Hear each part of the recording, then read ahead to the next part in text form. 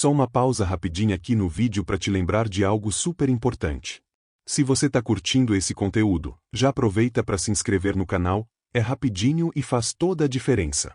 E não esquece de ativar o sininho das notificações, assim o YouTube te avisa sempre que sair vídeo novo por aqui. E deixa seu comentário aqui embaixo, quero muito saber o que você achou, trocar uma ideia contigo, e quem sabe até trazer o seu comentário pro próximo vídeo. Quando você curte, comenta, compartilha, o YouTube entende que esse conteúdo é bom e começa a mostrar para mais gente. E isso ajuda muito o canal a crescer. Agora sim, pode voltar pro vídeo tranquilo, porque tá incrível, eu preparei com muito carinho para você. Era noite de São João na pequena cidade de Lagoa Velha. As ruas estavam enfeitadas com bandeirolas coloridas, o cheiro de milho assado e fogueira perfumava o ar, e as músicas de forró ecoavam animadas pela praça principal. Todos se preparavam para a tradicional quadrilha, mas, naquele ano, um novo evento prometia agitar a cidade: a inauguração do Milharal do Terror, uma atração improvisada no antigo sítio dos Andrade, onde havia um imenso campo de milho esquecido e sombrio. Diziam os mais velhos que aquele milharal era amaldiçoado. Anos atrás, o dono do sítio, seu Anselmo Andrade, desaparecera misteriosamente em meio às fileiras de milho, numa noite de São João como aquela. Depois disso, ninguém mais ousou se aproximar. Ainda assim, a nova geração, cética e cheia de coragem, decidiu transformar a história em diversão. A atração funcionava assim. Ao cair da noite, grupos de 5 pessoas entravam no milharal iluminado apenas por lampiões pendurados nos galhos secos. Tinham que atravessar o campo e encontrar a saída antes da meia-noite. Quem conseguisse, ganharia uma cesta cheia de quitutes juninos. Miguel, Júlia, Nando, Luísa e Beto, todos com seus chapéus de palha e roupas de festa, formaram o primeiro grupo. Rindo, provocando uns aos outros, entraram confiantes na trilha improvisada entre os altos pés de milho. Mas, logo após o primeiro lampião, o som da festa lá longe foi engolido por um silêncio estranho, pesado. Tá ouvindo isso? Sussurrou Luísa, agarrando o braço de Miguel. Ouvindo o quê? Respondeu ele, tentando parecer corajoso. Foi então que ouviram um farfalhar entre as folhas, como se algo, ou alguém, os observasse de muito perto. De repente, o lampião mais próximo apagou-se com um sopro gelado. O grupo parou. As sombras pareciam se mover entre as fileiras de milho, e o caminho que antes parecia simples agora se dividia em múltiplos corredores indistinguíveis. Beto, o mais brincalhão, resolveu sair na frente, zombando. É só truque para assustar a gente. Mas logo seus gritos cortaram o silêncio. Quando os amigos correram para o local, encontraram apenas o chapéu de Beto caído no chão e as plantas balançando sozinhas. Não havia mais sinal dele. O pânico tomou conta. Tentaram voltar, mas os caminhos pareciam mudar. As fileiras de milho se fechavam, como se o campo tivesse vida própria. Vozes sussurravam seus nomes no escuro, e em certos momentos, pareciam ver a figura de um velho homem de chapéu de palha e rosto encoberto pela sombra, parado entre as plantas, encarando-os.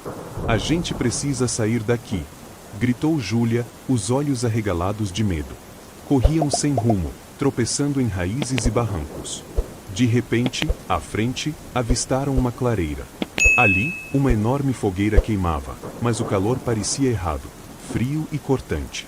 Em volta da fogueira, figuras pálidas dançavam em silêncio, com roupas esfarrapadas de São João, como se o tempo tivesse parado para eles. No meio da roda, estava Beto. Mas seus olhos, antes vivos, agora estavam opacos, vazios. Saiam daqui, murmurou ele, com uma voz distante e quebrada. Miguel puxou todos pelo braço, sem olhar para trás, correram de volta para as trilhas escuras. As figuras começaram a persegui-los, os pés arrastando na terra seca. Depois do que pareceu uma eternidade, Luísa viu a luz fraca da praça, e puxou todos em direção a ela. Saltaram para fora do milharal, arfando, cobertos de poeira e folhas secas. Quando olharam para trás, o campo estava silencioso, intacto. Nenhum sinal das figuras, nem de Beto. Procuraram-no por dias, mas ninguém mais o viu. A polícia vasculhou o milharal, mas era como se ele nunca tivesse entrado. O milharal do terror foi fechado, e desde aquela noite, ninguém jamais ousou se aproximar do velho campo de milho em Lagoa Velha.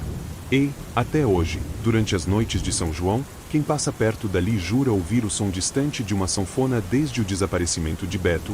A festa de São João em Lagoa Velha nunca mais foi a mesma. O povo da cidade, antes tão animado, passou a encerrar as celebrações antes do anoitecer, e muitos evitavam até mesmo olhar na direção do antigo milharal. A história do milharal de terror virou lenda entre as crianças, que repetiam em sussurros os acontecimentos daquela noite como se fossem um conto proibido. Dona Zefinha, a parteira mais velha da cidade, dizia que aquilo era castigo. Segundo ela, seu Anselmo, o antigo dono do sítio, tinha feito um pacto com forças escuras para proteger suas terras de invasores. Quando morreu, seu espírito não encontrou descanso e passou a guardar o milharal, levando para si aqueles que desrespeitavam sua memória. Miguel nunca superou o que viveu naquela noite. Passava horas olhando para o campo pela janela de seu quarto, buscando uma explicação. Em certas madrugadas, jurava ver uma luzinha fraca entre os pés de milho, como se alguém acendesse uma lanterna e depois a apagasse rapidamente. Mas ninguém tinha coragem de investigar. Certa tarde, meses depois do ocorrido, Miguel decidiu voltar ao milharal, sozinho. Levava consigo apenas uma lanterna e uma velha medalhinha de São Bento pendurada no pescoço. Prometera a si mesmo que encontraria alguma pista de Beto, nem que fosse apenas para dar paz ao amigo e a si mesmo. Ao adentrar novamente o campo, sentiu o mesmo arrepio subir pela espinha. O ar parecia mais denso, e o som de seus passos era abafado pela terra seca. Conforme avançava, a trilha parecia se fechar atrás dele, como se as próprias plantas tentassem impedi-lo de sair. Mesmo assim, Miguel seguiu em frente, repetindo preces baixas. No coração do milharal, encontrou novamente a clareira da fogueira, agora apagada, coberta de cinzas e ossos pequenos misturados ao chão. No centro, uma cruz feita de palha se erguia, marcada com símbolos que Miguel não reconhecia.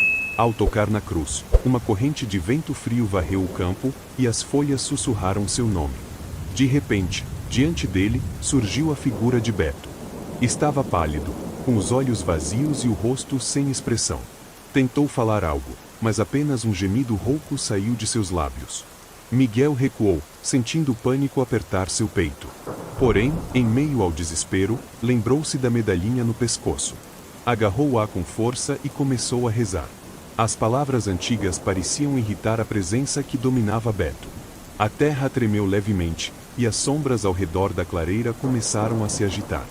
Beto gritou, um grito horrendo, que parecia vir de um lugar muito mais profundo que sua garganta.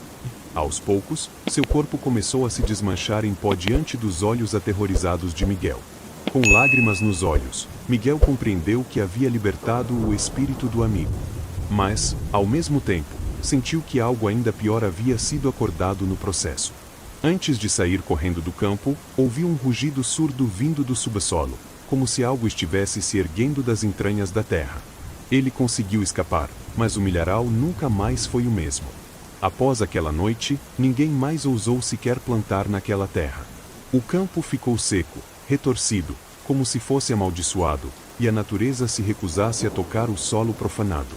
Até hoje, nos meses de junho, quando o vento sopra mais frio e as bandeirolas tremulam nas praças vazias, muitos dizem ver, à distância, a sombra de um velho homem rondando o milharal, seguido pelo eco de risadas infantis que nunca mais deveriam ter sido ouvidas.